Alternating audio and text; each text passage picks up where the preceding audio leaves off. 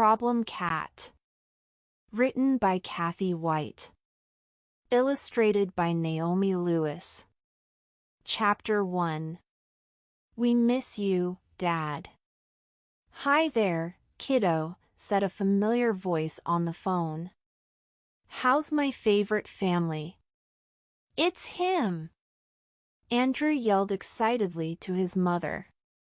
He switched on the speakerphone. We're all fine, but we miss you, Dad. We went to the museum on Sunday, but it wasn't the same without you. It wasn't half as much fun. That's strange. I went to a museum on Sunday, too, but it felt empty without you guys to talk to. Andrew's dad told them about the Californian gold rush and the San Francisco earthquake displays. You'll probably think this is strange, too, his dad said, but when I went back to the hotel to read my new book, I found it impossible to concentrate without PC stretched out on my chest. It sounds to me like he misses the cat more than he misses us, Mom whispered to Andrew. I heard that, and it's not true, the voice laughed.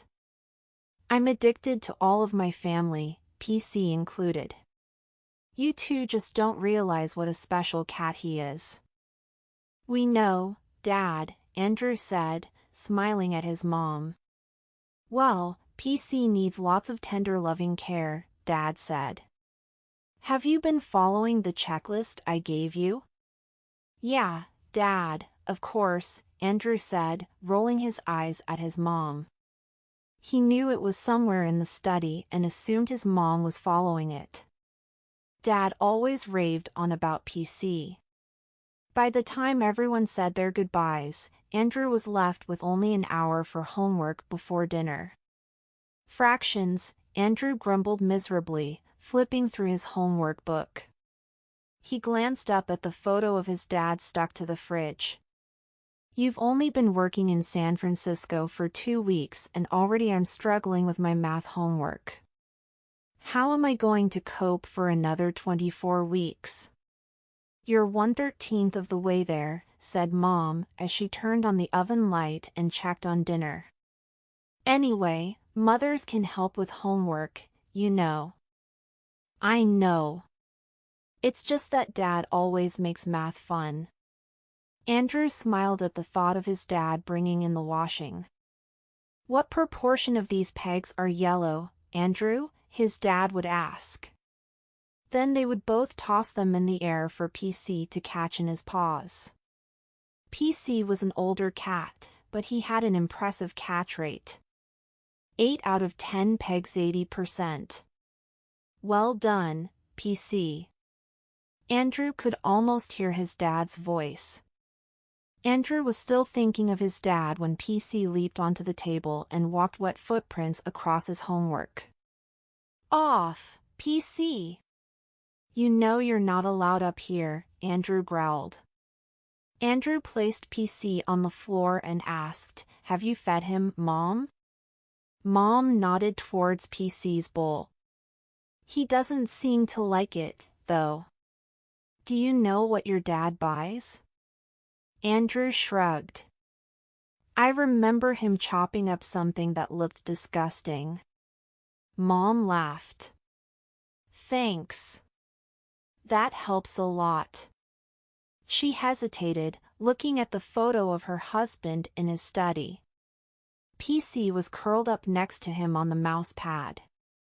I wonder whether cats miss people the way we do. Chapter 2. What's your problem, Lem, PC? Andrew sat up, his heart pounding. A very strange noise had woken him.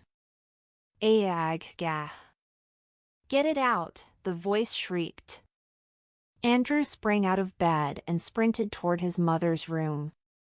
Mom was standing in her bedroom doorway. His mother didn't say a word, but pointed shakily to the bed. Andrew slowly peeled back the sheet. When he saw the tail, he felt relieved. It's only a mouse. Well, that doesn't matter. I don't know why a cat has to chew on something and then leave it in your bed for you to roll on. His mother took a deep breath. Where is PC? I've had just about enough of him for one night. I'm not sure, said Andrew. During the night, he ran around in that study for about an hour scattering your father's papers, complained his mother. I got up to let him out. That's when I found that he'd smeared his canned cat food across the kitchen floor.